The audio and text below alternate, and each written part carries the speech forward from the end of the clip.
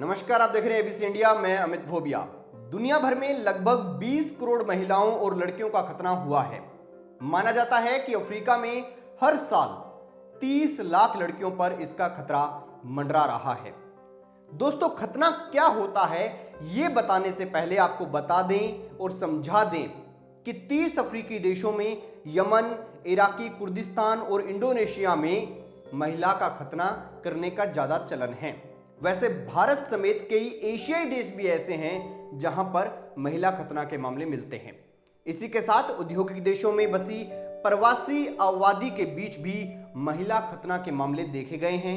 यानी नए देश और नए समाज का हिस्सा बनने के बावजूद कुछ लोग अपनी पुराने रीत रिवाजों को और रूढ़िवादिता को छोड़ नहीं रहे। कुछ देश ऐसे हैं जिन देशों में लगभग सभी महिलाओं को खतना करवाना पड़ता है। उसमें सोमालिया, जिबूती और गिनी शामिल हैं। ये तीनों ही देश अफ्रीकी महाद्वीप के अंदर आते हैं। अब बात करते हैं दोस्तों, महिला का खतना होता कैसे है। महिला खतना कई तरह से होता है, लेकिन इसमें आमतौर पर क्लिटोरिस समेत महिला के कई हिस्सों को काटा जाता है। योनि का आसपास की चमड़ी जो होती है उसे हटा दिया जाता है, उसे काट दिया जाता है।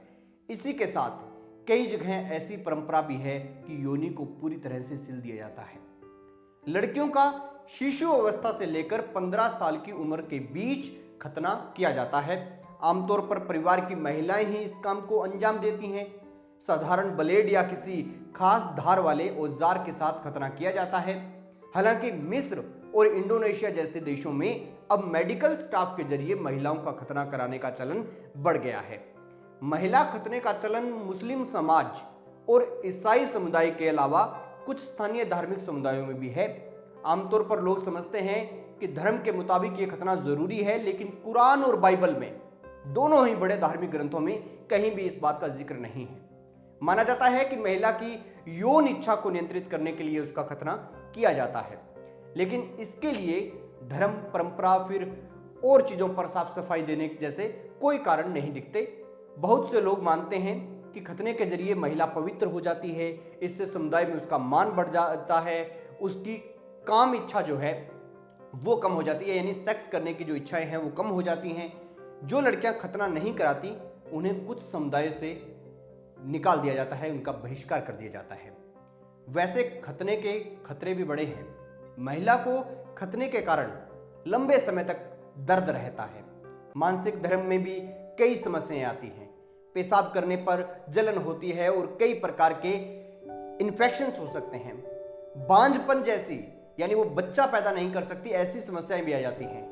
कई लड़कियों को जब खतना किया जाता है, उनकी योनि के ऊपरी अंगों को काटा जाता है, तो उस वक्त खून इतना ज्यादा बह जाता है कि उनकी मौत हो जाती है। खतने के कारण कई महिलाओं को मां बनने में बहुत सी जटिलताओं का सामना करना पड़ता है। इसके कारण कई तरह की मानसिक समस्याएं और डिप्रेशन जैसी, यानी अवसाद जैसी दिक्कतें भी हो जाती हैं। वैसे कानून हैं इसके खिलाफ। बहुत से अफ्रीकी देशों में महिला खतने पर प्रतिबंध है, लेकिन अक्सर इस कानून को सख्ती से लागू नहीं किया जाता। वहीं माली, सिएरा लियोन और सूडान जैसे देशों में यह कानून है जो इन पर प्रतिबंध लगाता है, महिला खतने पर प्रतिबंध लगाता है। और वहीं यूएन जो है उसने भी महिला खतने के बारे में कई बार बोला है। महिला खतने से कई अंतर्राष्ट्रीय संधियों का उल्लंघन होता है। 2012 में संयुक्त राष्ट्र की महासभा ने महिला खतने को खत्म करने के लिए एक प्रस्ताव स्वीकार किया था। तो दोस्तों, कुल मिलाकर बात यह है कि रीति रिवाज, धर्म और संस्कृति के नाम पर कई जगहों पर खतना होता है, और जिससे मेन मकसद रहता है कि महिला की यौन इच्छा को कम कर दिया जाए। लेकिन मेरा मानना है कि सेक्स या यौन इच्छाएं ये एक बायोलॉजिकल इवेंट है जो समय समय पर घटता है और जो एक शरीर की जरूरत है। तो उस चीज को दबाने के लिए, कुदरत की उस बनावट को दबाने के लिए ऐसा करना गलत है। तो महिला खतने के दौरान बहुत सी महिलाओं को दिक्कत होती है, बहुत दर्द उन्हें पूरी पूरी उम्र के लिए सहना पड़ता है। तो इस पर आप क्या कहना चाहेंगे, कमेंट बॉक्स में जरूर बताएं और देखते रहिए एबीसी इंडिया, आपकी आवाज, आपका विश्वास।